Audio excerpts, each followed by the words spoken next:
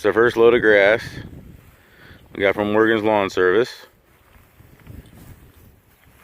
We're getting ready to put it on the potatoes here, and then also you see our onions,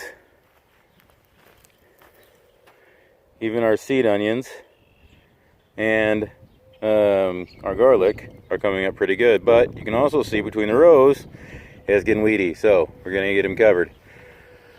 One thing about the seed onions I was talking about in the last video, and then my wife reminded me that I didn't explain it very well. These onions, we grew these last year in our garden last year, and we kept them in the basement. And if you keep them in the basement like that throughout the winter, we still have some that are down there that are still good to eat, that are still hard, but eventually most of them get soft and start to sprout. So what we do is we just take the whole thing and we plant it in the ground, and you just barely want to put it in the ground. You don't have to have it down very deep or nothing, because all you're looking for is this green stuff here. It's going to grow, and eventually it'll put off flowers. Okay, and if you like the greens, you can actually eat these throughout the year. Just snip them off and eat them if you want. But once it gets towards midsummer or mid to late summer, of course, you want to make sure you let them grow so that they can produce their flowers. So when I talk about seed onions, that's what I was talking about. So, all right, so we're gonna get started spreading grass over here, and I'll check back in a little bit. Okay, as you can see, we're starting to get it covered. Boys went a little bit thin over a lot of it, so they're going back and filling more. And I'm working on this side around the onions and garlic. And if we have enough on this load, I'll go back to the seed onions.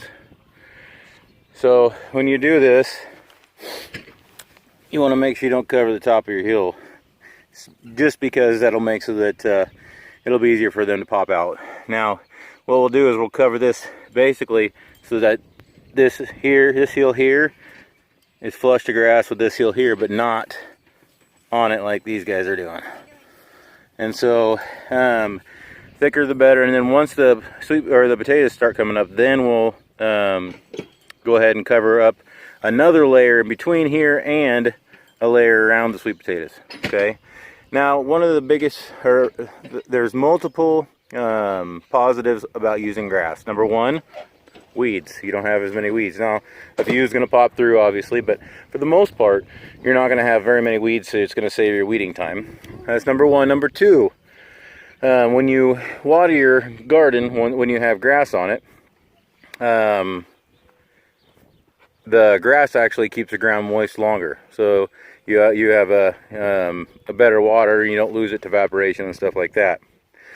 Okay, third one is, especially when it comes to, there's my dog, Alita, get out of there. When it comes to things with bulbs, like onions and radishes and all that types of stuff, and even potatoes, it kind of helps protect that from the sun.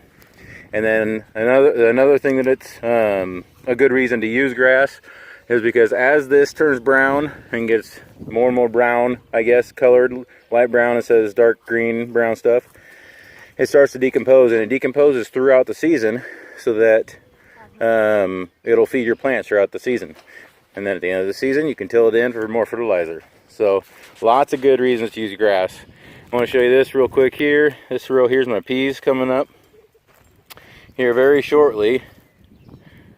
And they're a little thin there, but very shortly we're going to make a fence that will go along that using chicken wire for those to climb.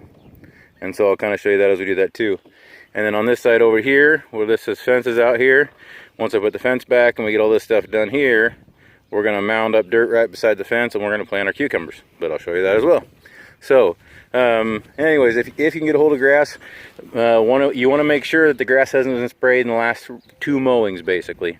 If they sprayed it for either dandelions or they fertilized it, wait about 2 mowings before you spread it on your garden. Otherwise, the chemicals inside that, especially like with the dandelions, the stuff they spray for dandelions, anything that's broadleaf, it'll kill. We had that happen one year. And so you need to make sure just wait 2 weeks or 2 mowings basically after you've put that on or had that put on, and then you're good to go. So Any questions or any comments, go ahead and leave them in the comment section below.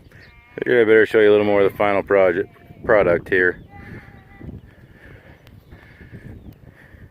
Still a little more to go there. Boys are still filling. But I'm done with what I'm doing, so now I'm going to help them, so he should get that done fast. So, alrighty. Thanks for watching.